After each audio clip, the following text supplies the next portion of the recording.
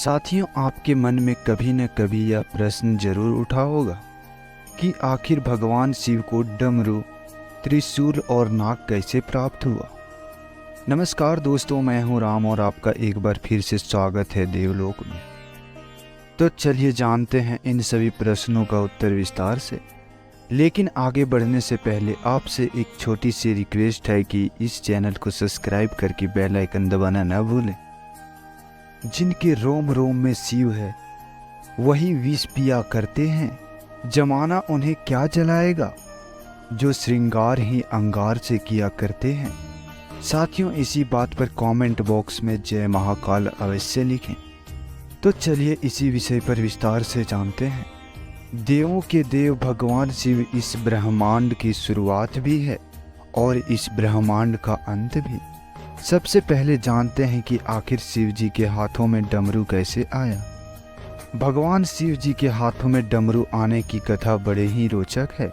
माना जाता है कि सृष्टि के आरंभ में जब देवी सरस्वती जी प्रकट हुई तो उन्होंने अपनी वीणा से सृष्टि को ध्वनि दी, लेकिन इस ध्वनि में कोई भी सुर या संगीत नहीं था। तभी उस समय भगवान शिव जी ने नृत्य करते हुए 14 बार डमरू बजाया और उस डमरू के सुर ताल संगीत से सृष्टि में ध्वनि का जन्म हुआ। कहा जाता है कि डमरू स्वयं भगवान ब्रह्मा का स्वरूप है जो दूर से विस्तृत है। जैसे जैसे पास आते जाते हैं ये कम होता जाता है। अब यह जानते हैं कि आखिर कैसे शिव जी को मिला त्रिशूल। भगवान शिव जी सर्वश्रेष्ठ अस्त्र शस्त्र के ज्ञाता हैं। पौराणिक कथाओं में शिव पुराण के अनुसार एक कथा कही गई है कि धनुष और त्रिशूल के स्वयं निर्माणकर्ता खुद भगवान शिव जी ही है और सबसे पहले उन्होंने ही धनुष का निर्माण किया था और सबसे पहले उसी का प्रयोग किया था।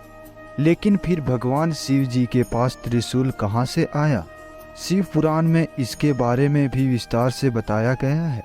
कहा जाता है कि सृष्टि के आरंभ में जब ब्रह्मांड में शिव जी प्रकट हुए तो उनके साथ 3 गुण जो कि रज, तंब और सत्य भी प्रकट हुए। यही 3 गुण शिव जी के 3 शूल अर्थात त्रिशूल बने।